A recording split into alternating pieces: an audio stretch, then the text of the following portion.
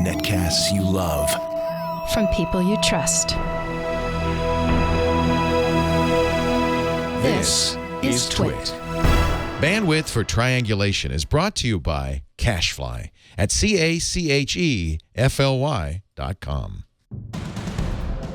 This is Triangulation, episode 205, recorded June 22nd, 2015. The rise and fall of BlackBerry. Triangulation is brought to you by Personal Capital. With Personal Capital, you get award-winning financial tools, unbiased advice, and a transparent view of all your investments. Best of all, it's free. To sign up, go to personalcapital.com/triangulation. And by Blue Apron. Blue Apron will send you all the ingredients to cook fresh, delicious meals with simple step-by-step instructions right to your door. See what's on the menu this week and get your first 2 meals free by going to blueapron.com/twit. That's blueapron.com/twit. And by Credit Karma. With Credit Karma, you can learn your credit score, get tips and suggestions on managing your credit, and monitor your credit free. Visit creditkarma.com. And don't forget to download the app. Just text TWIT to 89800 to get started right away. It's time for Triangulation, the show where we get some of the most interesting people in the world of tech into our studios to talk about what they know, and we learn, and I love it, and I'm glad you're here today because this actually is a story near and dear to my heart. The fall of RIM, BlackBerry, losing the signal, new book out, the untold story behind the extraordinary rise and spectacular fall of BlackBerry. One of its authors is here with us to talk about the book. Jacquie McNish is a writer at the Globe and Mail in Toronto. Hi, Jacquie, welcome. Hey, how you doing? I'm doing great. And you joined the story in progress, kind of, right? When did you start covering BlackBerry? We, in 2013, were tasked with taking a look at what was Canada's global champion, Research in Motion, in the Waterloo area, just about an hour outside of Toronto, where I am right now. And, you know, the great mystery for a lot of people in the tech world was how did something you love so much, which was the BlackBerry, end up falling apart so fast, so quickly, and so disastrously. And it took a long time for us to get to the bottom of it. There's a team of us, and my colleague Sean Silkoff and I took a deep dive basically in about 2013. We wrote a story. We thought we had everything in the story, and it focused on their failure, sort of the pivotal point, their failure with a phone called the Storm. And that story... Oh, God, that was a horrible phone. It was a stinker of a phone. And that story went viral in a way that Canadian stories don't typically do. And Harry McCracken, who was then at Time, said these guys should write a book. And the next thing, Sean and I were getting a call from American agents saying, Time magazine said you guys should write a book. And how do you say no to that? So we ended up digging into it and learning a lot. And both Sean and I felt really lucky that we were able to get the access we did, not only to the two co-CEOs, Jim Balsillie and Mike Lazaridis, but over 120 Research in Motion, BlackBerry executives, suppliers, creative folks, early engineers, and it just ended up being such a rich, rich story. No kidding. I mean, I'm holding actually this is my last BlackBerry and my last phone before the iPhone came out in 2007, and I never looked back, and I think that anybody who's just kind of looking from a distance would say, well, that's what happened to BlackBerry. The iPhone happened to BlackBerry. It wasn't that complicated. Was there more to the story? Yeah, it is. There is a lot more, and the story of BlackBerry, I think, will endure as a case study in business schools and in Silicon Valley, because this was the smartphone race. Really was little more than a decade. Was one of the most disruptive, fastest technology races we've seen in our generation. We saw the smartphone go from zero in 1999 when BlackBerry introduced its first BlackBerry. We saw it go from zero to a market today where over 1 billion phones are sold annually every year. And that is, you know, a little more than a decade. And in that period, BlackBerry topped Motorola, Nokia, a small company from above a bagel store in Waterloo, was able to do that because they had a piece of the internet in the phone, which was your email. And then Steve Jobs walked onto that stage in 2007 in San Francisco and said, waved that little glassy object and said, this is not just the internet. This Right. is the whole Mac. We're putting it into the phone. And that was a game changer. But the story of Research in Motion's fall is more than just being out created, out disrupted by Apple and Google, which had Android as well, which would come shortly after. The mistake that they made that I think will be interesting for lots of folks in Silicon Valley is that they tried to beat Apple at its own game with the Storm, which we now know is a disaster. And at that point, this is a company that went from being an innovator to a follower. It did. I remember my first BlackBerry was a pager, really, with a keyboard and a big honking thing. I remember having it, I think it was in 2000 or 2001, and not being able to get off of it. It was addictive. That was the 950, and it looked like a little pager, but it had a keyboard. And it was addictive because it was the first device that would not only effectively transported our emails from our computers, because that involved a lot of software, a lot of hardware to make it happen. And lots of folks were playing in that space, but they got it right because they were brilliant at compressing and conserving data on rickety networks. We all take what we get today from AT&T and Verizon for granted. But back in the late 90s, there were very few data networks. They were very rickety, and you couldn't survive unless you could compress data like Mike Lazaridis did with the 950 you're talking about. So they were smart about that, created their own internal network to make it work. And then their brilliance from a user point of view was the keyboard. It was so intuitive and so easy. You looked at other devices that were competing, and they created these tiny little keyboards. You had to have squirrel fingers to tap them. And Mike came up with the idea of opposable thumbs and made it so easy. And the click scroll wheel was another brilliant innovation on the 950. It was like a keyboard. You remember when you used your first IBM Selectric keyboard? Yeah. You love that clickety click. Wow, this is great. Yeah, and there it is, the 950. Yep.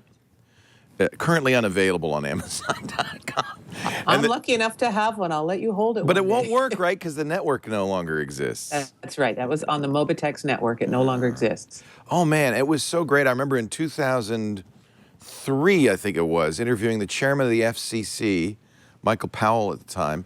And, man, he was on his 950 all the time. He was doing it. And I said, what is it about the BlackBerry that works for you, Michael? And he said, I do email triage. I don't really answer emails on here, but what I can do is I can go through my inbox and get rid of stuff and focus it so that when I get back to my desktop, I can really respond to it. And of course, by that time, everybody, I don't know how it was in Canada, but everybody in the U.S. government, every member of Congress, the president, and everybody else had BlackBerries. And it was very smart. There's more to this story than technology, because a little company from Waterloo, how are they going to get the carriers on side to sell this to all of their customers? Well, they didn't. They sort of took responsibility for that themselves. They had these evangelists, these young kids from small town Ontario would go on the road. They would go to the Microsoft conferences and other, high profile technology conferences, and just walk through the halls and say, here, do you like this? You can have it for free. It's like giving someone a puppy, saying you don't have to keep it if you don't want it, because once you got your hands on it, you would become immediately addicted to it.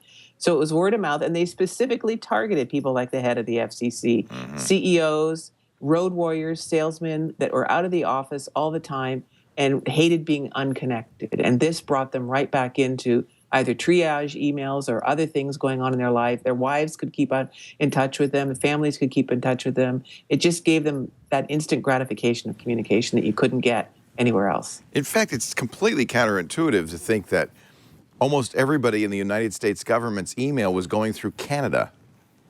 It wasn't actually, because their relationship was with Bell South. They did have network operating centers, and initially they were in Waterloo, but they moved them subsequently to the States. Their big one now is in Atlanta. Bell South was their big backer in the United States, and they walked hand in hand in sort of creating the market through the upgrades on the network in Bell. And it didn't get to Congress right away. And the interesting thing is, the turning point for the politicians who now can't live without their smartphones was September 11. And we go into it in great detail in the book, because you'll recall that when the towers came down, we lost the cell towers.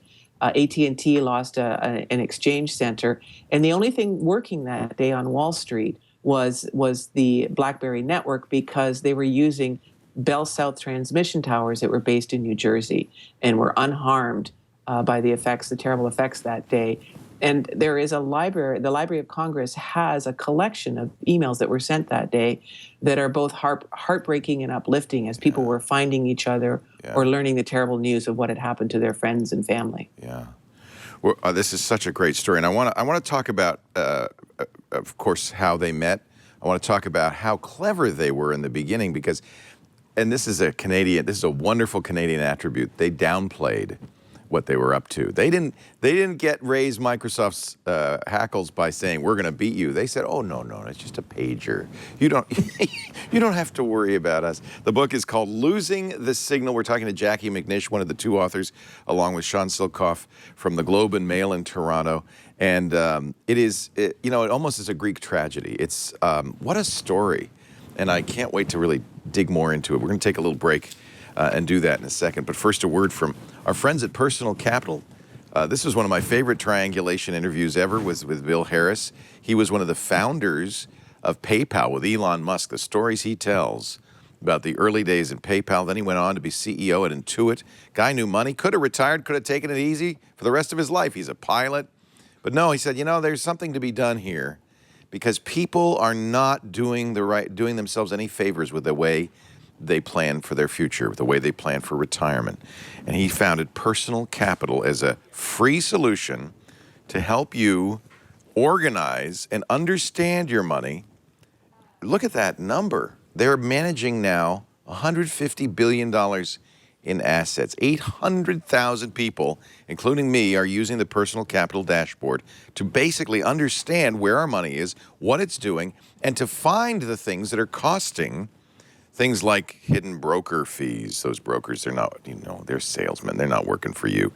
They're working to make money. To find out where the mutual fund and 401k fees are just slicing years off your retirement. And this is, by the way, all free when you go to personalcapital.com/triangulation. Free. I'll explain how it works. It's really freemium, because ultimately, if you want, they will manage your portfolio, and that's where they make money. But the dashboard's free forever, and you've got to try this. It's available on desktop, on every mobile phone, on tablets, and yes, Android Wear, and now the new Apple Watch. And I love it because I get alerts on my watch saying, hey, you want to pay attention to this. You're out of balance. You got too many bonds. You got too many. And it's so great. It's so great. Now, here's the deal. If you go there right now, personalcapital.com/triangulation, and you sign up, you put in your accounts, completely safe, by the way, secure. You can, if you put in $100,000 or more in assets, you don't have to, but if you do, you can get a free 30-minute review. This is not a sales pitch. This is a 30-minute review with Personal Capital's financial advisors. These folks are not brokers. They're not salespeople. They have a fiduciary responsibility to look out for your best interest. There are no commissions. This is a completely fee-based service, and they waive the fee on this beginning call, which is, for many of us, all you really need. You can talk about your financial goals, your risk tolerance, the time horizon you have for retirement.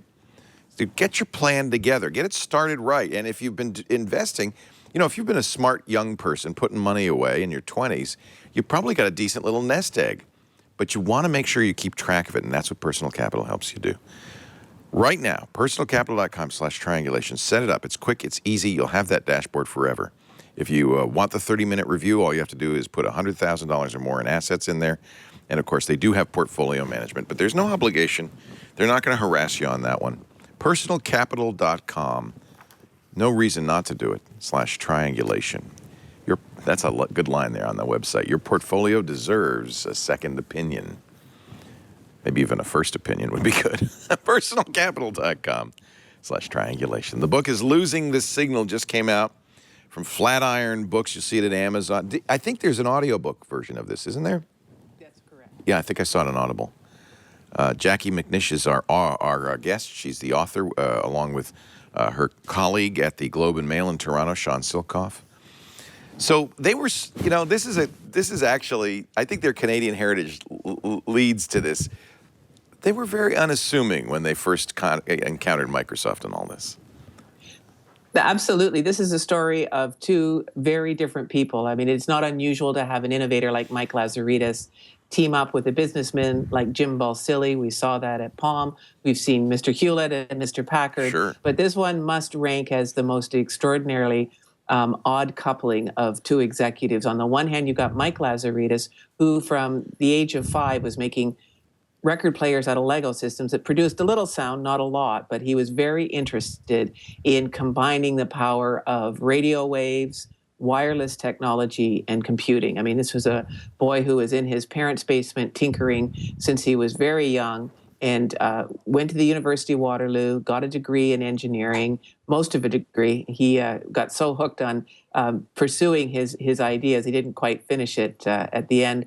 And he started his little company above the bagel store, as I said, with a bunch of a ragtag group of engineers that went in pursuit of wireless technology, creating these modems. And along comes Jim Balsillie, who's from a small town in Peterborough, Ontario. He is on a mission to become the Canadian elite establishment. He goes to Trinity School. He's an accountant at Clarkson Gordon, gets his Harvard MBA, and decides that technology is the key for getting ahead in what is a very clubby business community here in Canada. It's through technology you can break down walls. He shows up at Research in Motion. The two men are so different to this day they can't agree exactly about how they met. But the story goes that Jim walks in, tries to squeeze Mike as a supplier to get a better cost, and Mike looks at him and says, "I need you." And it's a great story. We tell it in the book. Mike Lazaridis says, I'll let you be my partner, but you got to meet my fiance, Ophelia, who became his wife. She meets Jim. She leaves the meeting with Mike and says, he's a shark. And Mike says, yeah, but he's going to be my shark. And that's what I need to make a go of this, because they were living hand to mouth after almost 10 years in business. Great ideas, but getting squeezed by everyone. And the two of them settled on wireless communicator devices as the future, because they felt that they were never going to make it as a supplier of modems. They had to have something unique that you had to have, because someone was always going to be a better low-cost producer. So they focused on what became the Interactive 950 that you remember having in the early 2000s, and proceeded very carefully. Mike Lazaridis is an open engineer who believes in sharing and was constantly sharing ideas with people. Intel created a chip for them that was just the right size for their first BlackBerry, but Jim believed that only the paranoid survived. He thought that they would be killed by Silicon Valley. It was a matter of time. So he believed in being very secretive and very cunning about how he negotiated contracts, how he introduced new products, and how he sold them down the road. Very different couple, very interesting, fascinating pairing of two men. But as you say, that's really common in Silicon Valley. You need a shark, especially Absolutely. if you're, like Lazaridis, like Steve Wozniak, kind of this genial engineer type, and engineers want to give away the store. That's right. And easy to take advantage of them, and that's what was happening with Mike. I think Jim got into the partnership by basically mortgaging his house. Wow. And a few days after the money went into the company, he went to go check on it and saw that it had all been spent. Oh, because jeez. they had all these debts. So it was a tough existence. And Jim gets enormous credit for beating the big U.S. American carriers, Bell South and Ram Mobile Data, which was ultimately bought by Bell South. Really squeezed them hard they wanted to sell that first Interactive 950 for a very low price, which would have meant that Research in Motion wouldn't make money. And Jim danced around them, got a competing contract from someone else, drove Bell South folks crazy, but it's what he felt he needed to do to survive and to stay ahead of people with much more leverage than he had. Yeah, that's the counter to the Microsoft story. They knew when to put the pedal to the metal, when they needed to play hard, as they did with Bell South, and they knew when they needed to back off and say, oh, no, we're not going to harm your business. This clap, they actually were very smart, the two of them, a good team. They were, and they were widely respected. Jim was very controversial because of all his tactics. He really is quite extraordinary how he hustled for that company. He was their chief salesman. We've got a great story in the early 2000s when he was trying to hook up with the European carriers, and they weren't paying much attention to this little company from Waterloo. And he was in Cannes for the annual conference of the carriers, the mobile carriers. And he wasn't having any success getting to speak to anyone at a cocktail party. ends up in an empty dining room in a big ballroom, walks up and sees the head table and sees all the names of the top CEOs of the European carriers, and takes out his business card, folds it on the reverse side, looks at the calligraphy on the name tags, tries to do a variation of it with his own name, puts it down, calls a waiter over and says, "You need another chair here." And that's how Jim Balsillie got to the table with the big carriers. Isn't that great? He was also sly. You tell the story of how he kind of tricked the CEO of Palm, Jim Jankowski. Was it Jim? Jim Jankowski. Carl Jankowski, that's right. By pretending they were going to move to another network, tricking him. Yes, they tricked him, but I think Carl was one of the great tricksters of all time. They will both say they'd never met anyone like him, because Jim might say, I just bought, a certain kind of a car, and Carl would say, "Oh, I've got 2 of those." And Jim would say, "I play a lot of hockey. I played in the school team." And Carl would say, "Oh, well, you know what? I was in the Olympics." And then Jim would say, "Well, I got 3 gold medals in the Olympics in hockey." And none of it was true, but he was just, he was just unstoppable in the bragging. And they played him along like a fish on a line. And Palm very much wanted to buy Research in Motion. And they played him along and then left him. And they would say that that's what they did to keep him off his game, to prevent him from out-muscling them and taking them over. And I imagine that Carl would feel very much that he'd been hard done by, played around. But Jim would say to this day that's what he had to do to survive. That's a great moment in this book when they're sitting down at dinner, and just, I mean, you write when Jankowski discovered the RIM executives flew in a Westwind jet, Jankowski declared he was certified to pilot dozens of planes. When the Palm CEO inquired about Lazaridis' impressive home theater, Jankowski bragged about his $250,000 Nantucket home stereo system, custom built by Sony engineers. Learning that Lazaridis drove a new BMW M5, Jankowski leaned in, "Mike, I have an M6. But then they finally get to lying about Olympic medals. I mean, my God. Well, they called him the topper because nothing they could say would not be topped by Jankowski. And it was really quite something. He had a short career at Palm in the end. Yes, he did. And in fact, while he's busy topping them, they're busy outsmarting him. So I think maybe he was focusing on the wrong thing. It's really a fun story, but it is a tragedy in the end. And we're talking, when did they decide to do phones? Because it was really kind of a pager system at first. I think that carriers pushed for that initially, and Mike was all about data and compression. Right. He didn't want to do anything that would burden the networks. So I think that the marketing folks pushed that, Jim pushed that, the carriers and the customers. The customers didn't want to carry around 2 devices, and Mike came around pretty quickly, realizing that that's what they needed to do. It meant, new systems, new operating systems, new software, and different designs. But they did it brilliantly. Their BlackBerry was just as effective as a phone as it was as a sort of a data text pager over emails. And, once that happened is when it really started to take off in the sort of around 2003, 2004. And yet there was a freight train coming down the tunnel, Adam. We're going to talk about how their fortunes turned in just a little bit. Our guest is the author of a new book called Losing the Signal, the untold story behind the extraordinary rise and spectacular fall of BlackBerry. It does begin at the beginning. We're kind of moving to the middle now. Jacquie McNish is with us, her co-author Sean Silkoff, and it really is a fun read, especially for those of us who had BlackBerries and were watching from the outside. And as you get towards the end of the story, you really start to wonder, what is going on up there in Waterloo? We'll talk about it in just a second. And the storm. Mm-hmm. My wife had a storm. I think she sort of advertently left it on the top of the car and drove off. And that was the end of that. Our show today Our show today brought to you by Blue Apron. We love the Blue Apron. We use the Blue Apron. We cook the Blue Apron. I hope you do too. You know, I think cooking is great.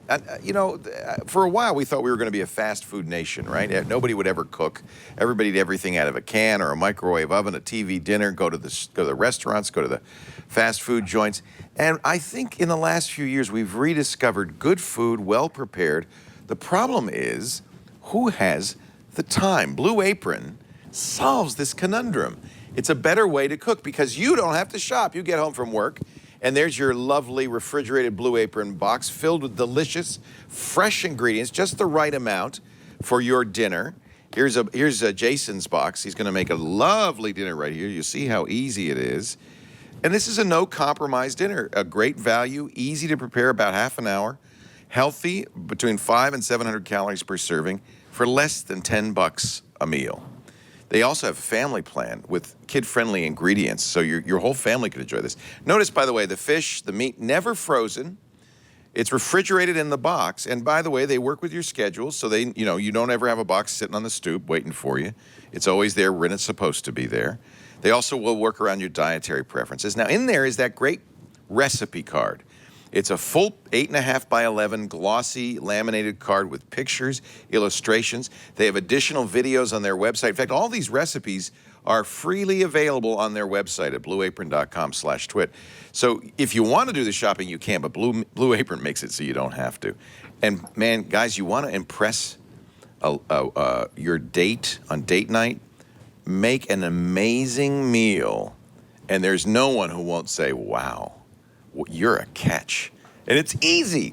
And once you've made it, by the way, you can make it again because now you know the way. You've been led down the path by the great chefs at Blue Apron.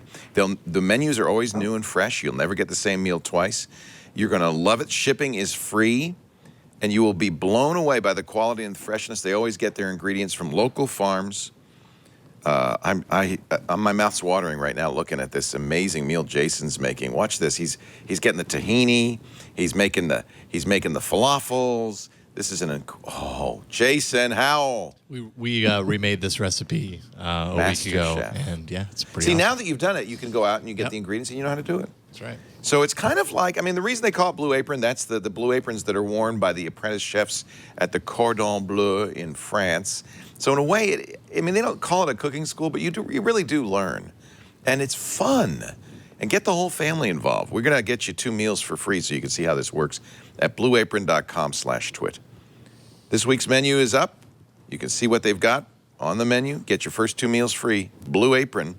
Oh, man, crispy fried chicken, New England style shrimp rolls, black bean and quinoa enchiladas, fried green tomato burgers. What?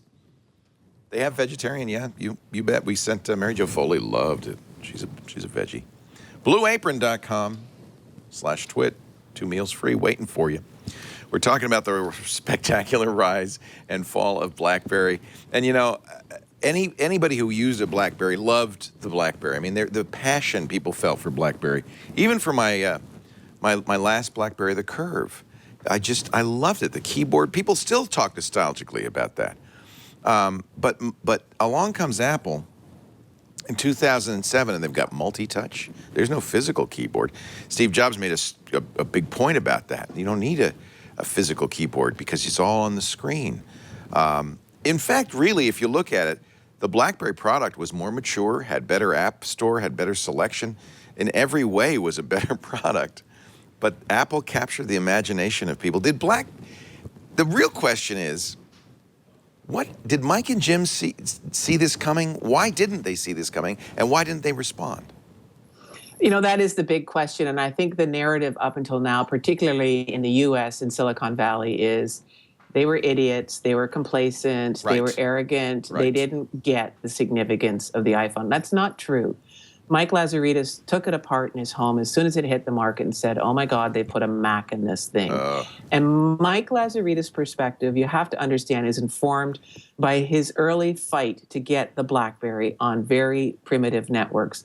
The fights that they had with Bell South to get more apps, to do everything they wanted. He was all about compression and conservation. And that's the traditional engineering approach. Well, especially from where he was coming from, Absolutely. You know, you look at Woz, same thing. How can I take 4 more chips out of this controller? Because Right. resources were very expensive and very constrained, and nobody imagined a day where these resources weren't. And he looked at this and said, this will never work. Right. And you know what? For a year, he was right. We all remember those dropped calls, all the networks crashing. What he didn't understand was that the key to Apple's and the iPhone success was their multi-year contract with AT&T. AT&T's executive was on that stage with Steve Jobs announcing this unique contract, and that exclusive agreement gave them the incentive to invest billions of dollars in their networks to upgrade it. It took a year, took a couple of years, and there were a lot of drop calls, a lot of frustrations, lawsuits over how these phones didn't work properly.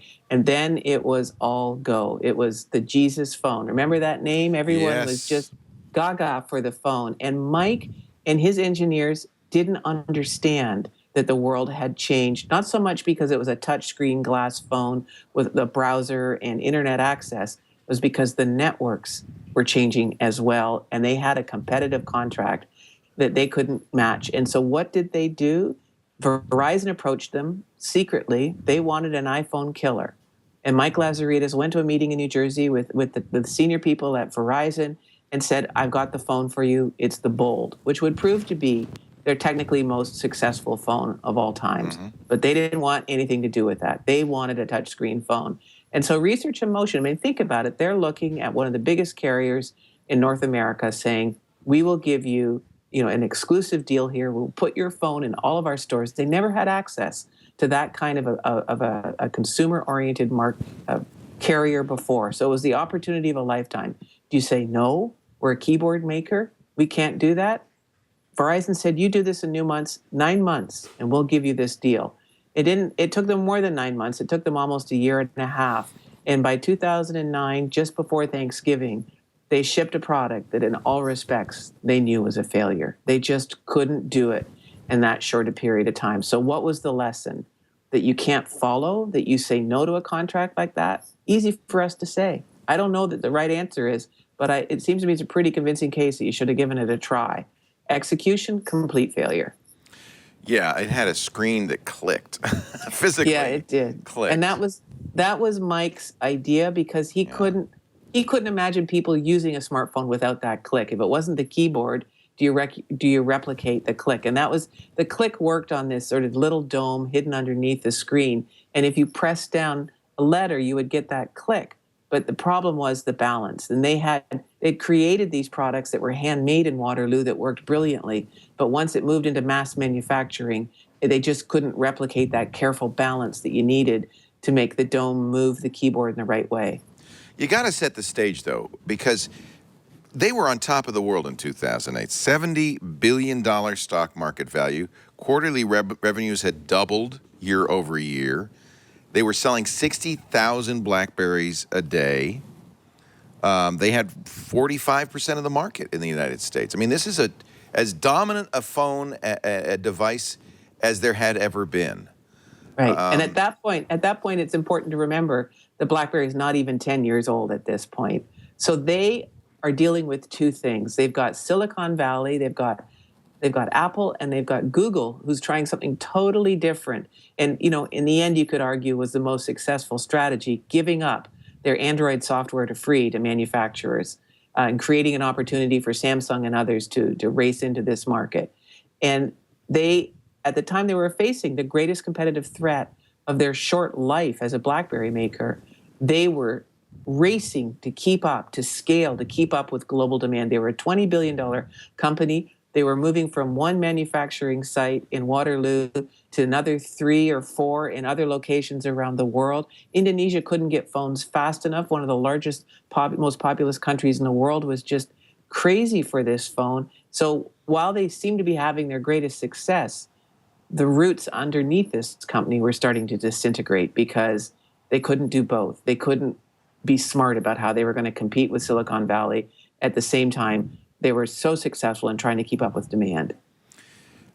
There were some people who saw the problem ahead. You quote George Stroumboulopoulos, very popular host in Canada, in 2008, in April 2008, telling RIM what are you going to do if this? Do you ever look at it and go, what are we going to do if this isn't our primary business, growing RIM beyond a BlackBerry?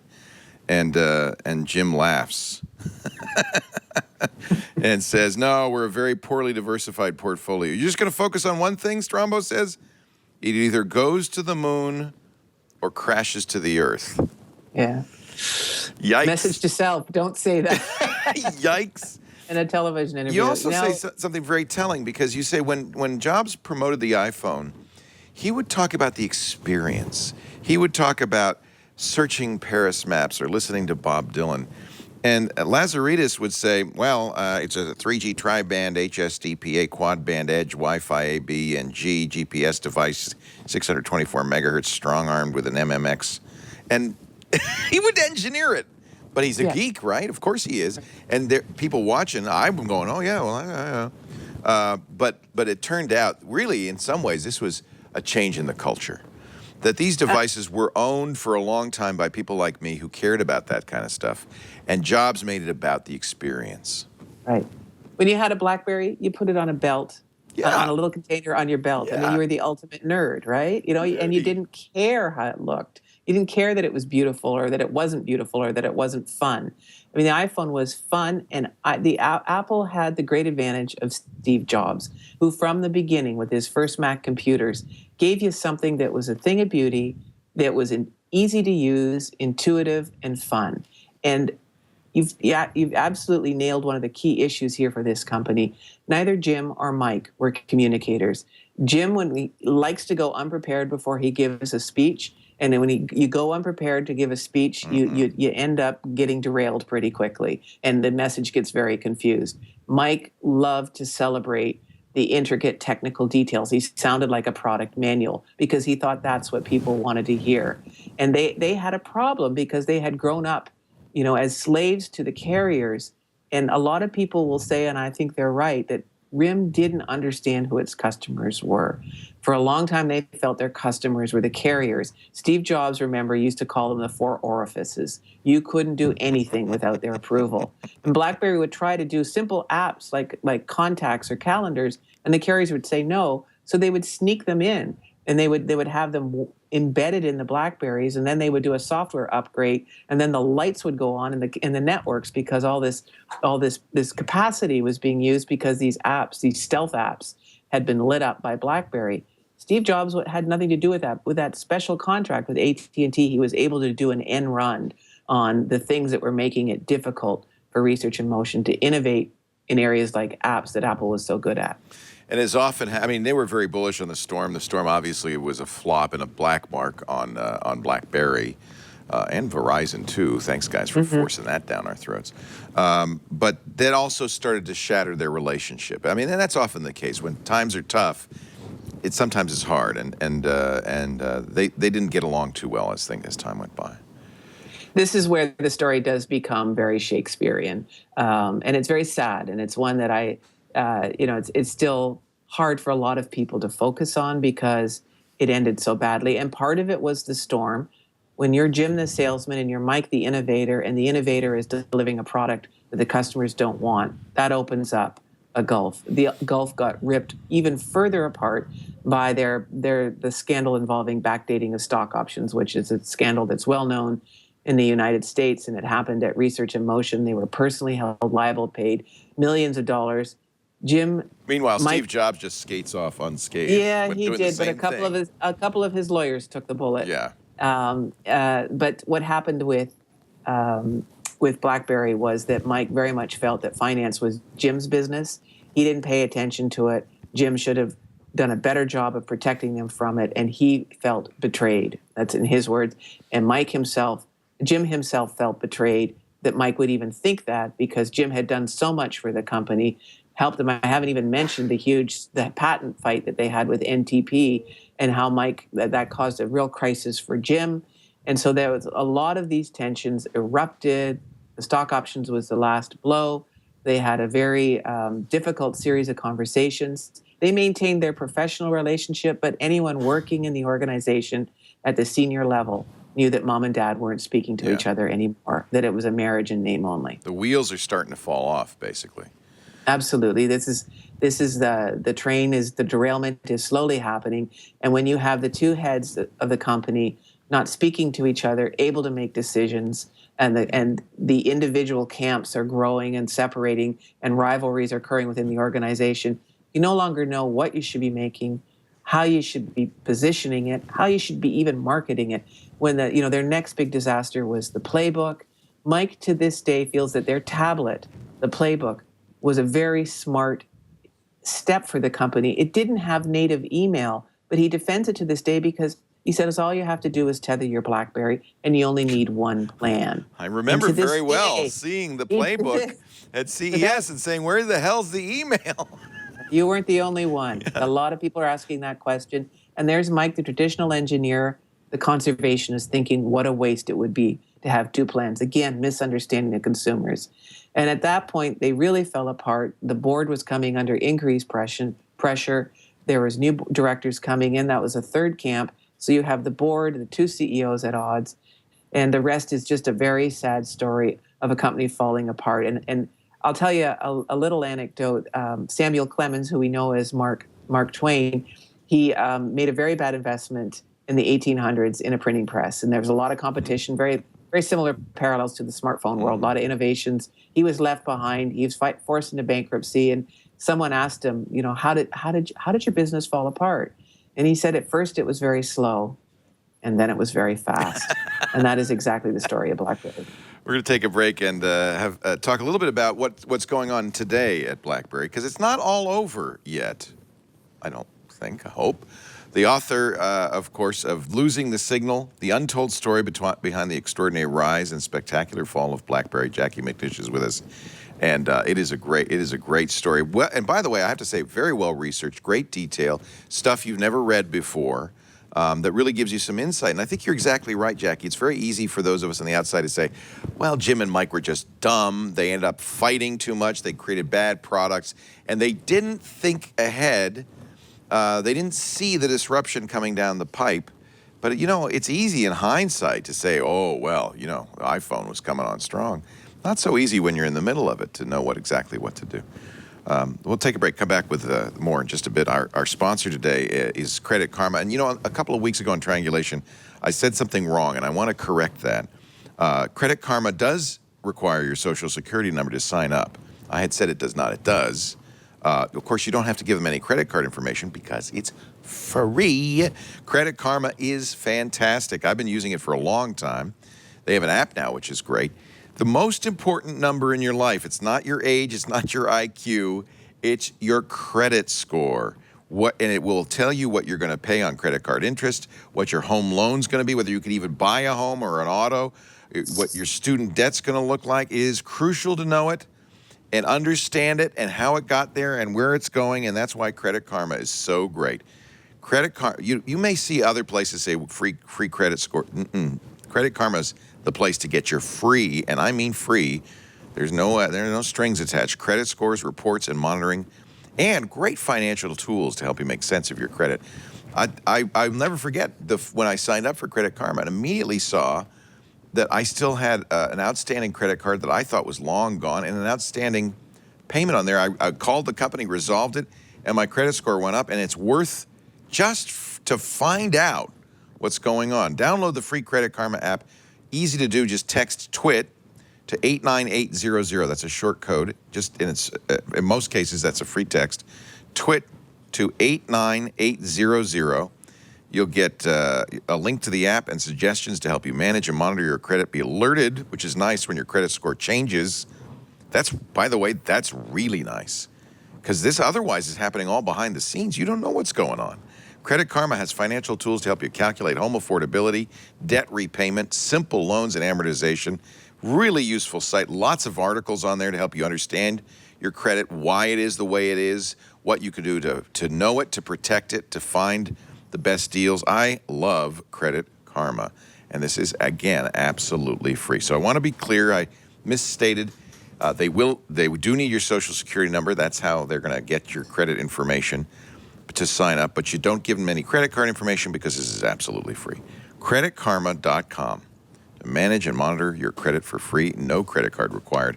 Do download the free app too.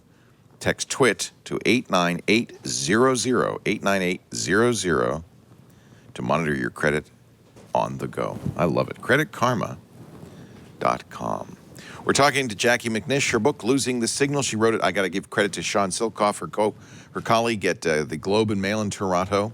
And it is. I think Canadians particularly. We were talking about Matthew Ingram, who you know, we know of course very well. Harry McCracken as well. But Matthew and I think all Canadians really thought of Research in Motion as their shining example that it doesn't all happen in Silicon Valley. It can happen over a bagel store in Waterloo, and that was great. And so I have to think, you can tell me, there's a little bit of sadness about what happened to BlackBerry among Canadians. Oh, there's more than a little bit of sadness. This is like the hockey team that won the Stanley Cup 6 years in a row and then lost. And they went from being superheroes to bums. But both Sean and I feel very strongly that there is a lot of success to be told here, and that what Research in Motion's lasting legacy is, they showed Canada, and there's a world of startup entrepreneurs out in Canada now. They showed Canada that you can go from $0 to $20 billion in less than 10 years. It's possible. And you don't have to be from Silicon Valley. You can be from Waterloo. You can be from above a bagel store. And you can create something like this that changes how we communicate. Yeah. 2009, they did something interesting. This is right at their peak, when they've got 20,000 employees and the iPhone hasn't yet eaten them alive. They acquired QNX, a company they still own. And, you know, in many ways, that could end up being the gem in BlackBerry's crown. Absolutely. That's the sleeper card for them, because they are really, really good in the business of operating systems. They've done it for nuclear power plants. They do it for information systems in cars now. You know, the future is clearly software. It's no longer hardware, handsets for Research in Motion or any smartphone maker. The future will be software, the apps, the different connections you can make to the internet and to the things in your home and your car. That is the future. If QNX can't do it, then it's hard to believe that anyone else can. Yeah. And Research in Motion right now, BlackBerry as it's known now, is keeping that all under a very tight lid. We don't know where they're going to take QNX, but that is the wing you want to watch. Absolutely. So when did Jim and Mike realize it was time for them to go? Because they really hung on for a long time. They did. And there's 2 points I would make about the length of their staying at the company. The board really could have moved more quickly to change the leadership. It was badly in need of change. There was no successors. That's bad on Mike and Jim, bad on the board for not having plan B and a C. This company totally depended on its founders, which, as we know in Silicon Valley and the technology sector, is not always the best option. Sometimes you have to be ruthless and cannibalize that great product that you made so you can pivot and turn in another direction. And their pivots were not successful. They clearly needed new leadership. They decided both to go at different times. Jim first, because he backed the idea of software and instant messaging. BBM, one of their other great inventions, was the early iteration in many ways of what we now take for granted, such as WhatsApp and all the other instant messaging. Yeah. He really thought that that's where the company had to go, but he no longer had the support of the board at that point. Yeah, in fact, they did, kind of try to release BBM cross-platform, made a big deal about it, and I think it went down without a trace. It just didn't happen. Yeah. Could have been, would have been, might have been a good idea. Yeah. Is it that Balzilli kind of dominated the board of directors, that really wasn't an independent board, that Jim kind of managed it? He managed it very well for a long time. I mean, think of a CEO walking into a board today and saying, we've just negotiated this deal. We'd like to announce it tomorrow. We're taking over this company. Sign here. And the board did. I mean, it just breaks all the rules that we understand today in modern corporate governance. So many mistakes. I mean, you got your patent problems. You got your options scandal. You got a board that isn't really independent. And then, of course, you get hit with a far better product that nobody saw coming, the iPhone. You can't respond to it very well. In fact, you choose to respond to it based on what Verizon wanted. Always a mistake. And ultimately, Jim and Mike have to step down. Where did the new CEO come from? Ultimately, Mike Lazaridis won the succession battle because he had one of his engineers, Torsten Heinz, named to replace him because he was a device man, and Mike didn't believe that software was the future. He believed that the BlackBerry had to carry on. There would be new iterations, and so Torsten Heinz was plunked into a very difficult position in 2013 to try and create a new future for the company that was very much the same old future. He doubled down with another Apple iPhone competitor. It was the Z10, very ill-fated phone that nobody was really interested in. It was too clunky. The operating system had its problems, and he lasted less than a year in the company as CEO. He's now running PowerMat, and so then John Chen comes along. Where did Chen come from? Chen comes from Silicon Valley. His background, he was known for resurrecting Sybase, a company with a lot of similar type of issues. And he was brought in by new shareholders, Fairfax Financial, headed by Prem Watsa, one of our most respected sort of contrarian value investors here in Canada. They're also backed by PrimeCap out of California. So they very much are benefiting from long-term shareholders who are interested in a long-term game here. I mean, things were pretty rough in 2013. It looked like this company might just spiral out of control. And I will tip my hat to Mike and Jim at this point. Jim was a very conservative financier. There was no debt at this company, billions of dollars of cash, which allowed them to buy time. And Mike Lazaridis had enough innovation left in the cupboard. Both the Passport and the Classic, which I have, are iterations of phones that he designed and planned before he left. So I think the company has played out a waiting game to get the company downsized and refocused. The next step for this company is, where are you going to go? Yeah, I mean, at one point it looked like it was going to be sold off for parts. Absolutely, it was looking very rough. Yeah, so it's somewhat encouraging. I don't know how well the new phones are selling. There's certainly people like you who are fans of the old BlackBerry feel very at home with the Classic. The Passport, kind of a weird shape. I'm not sure how well that's sold, but the Classic, I think, is doing well among BlackBerry fans. Yeah, it's doing very well, but it's this company is not going to survive by continuing to make phones. No. Its revenues are declining. Its income from even handsets themselves are a smaller and smaller portion of their total revenues. So what do you see happening to BlackBerry over the next few years? I think ultimately we will see them partner up. And I think that the focus for this company and its future is on enterprise. The enterprise servers, the enterprise packaging that they bring to corporate clients. We do care about security today. We do worry about hacking. You'll remember when Sony was hacked, the executives went down to the basement to get their old BlackBerries because their encrypted messaging system, Right. It's still worth something today. So I think that that's important. And you could ask yourself, who out there is weak in enterprise that needs to bolster that? Samsung is a potential partner. They're already partnering up on some aspects of the enterprise system. So I would watch that evolving relationship. That could be a very interesting future for the company. And there have been rumors that they might abandon their OS and turn to Android. That seems like kind of a Me Too strategy. I don't know how well that will do. I don't know enough about the current status of the operating system to give you a smart answer to that. Yeah. I know that there are enough BlackBerry people that are already offended at the very idea of thought, that. yeah. But sometimes you have to do what you have to do to survive. Yeah. So I'm not too sure if it will be a combination of a QNX type system along with Samsung's. Is definitely a better system than the one they have now. I noticed you carried both an iPhone and a BlackBerry. But do you like BlackBerry 10? Do you like your Classic? I like my Classic. I think it's a much better operating system, a much better browser, but it's still not perfect. The iPhone is a much better browser on the internet, and your ability to read documents and scan documents is just, you can't compare it to what the BlackBerry is offering. It's much clunkier. I've been so tempted. I've had my finger has hovered over the buy button on a Classic for some time. They're not very expensive. You can get them on Amazon for about $320. If you love the keyboard, it's the one to get. I love a keyboard. I write on my phone. It just there's nothing like it. It's so tempting. Hey, Jackie, this is great. It was a trip. It not only a trip down memory lane, but also kind of an aha. Oh, that's why they. Oh, Now, so and in the long run, I think it's somewhat exculpatory. It tells the story of two guys who had their flaws but did the best they could in a rapidly changing environment.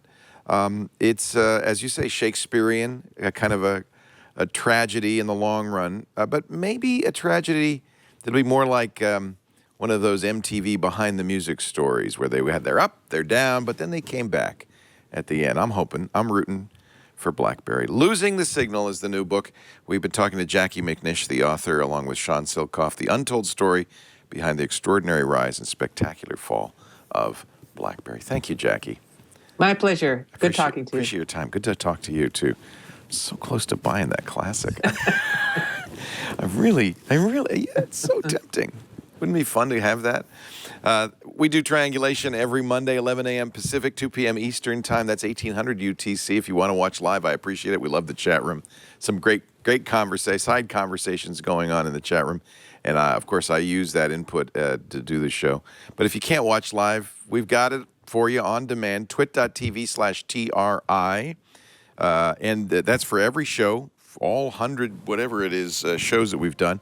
But you can also get and subscribe every week, and I think that's a good way to do it in your favorite podcast app on your BlackBerry, your smartphone, your iPhone, your Android phone, whatever it is you have on desktop as well. I would appreciate it if you subscribe. That way you won't miss one. And I'll tell you what, this is one of those shows you really don't want to miss. Thanks for joining us. We'll see you next time on Triangulation. Bye-bye.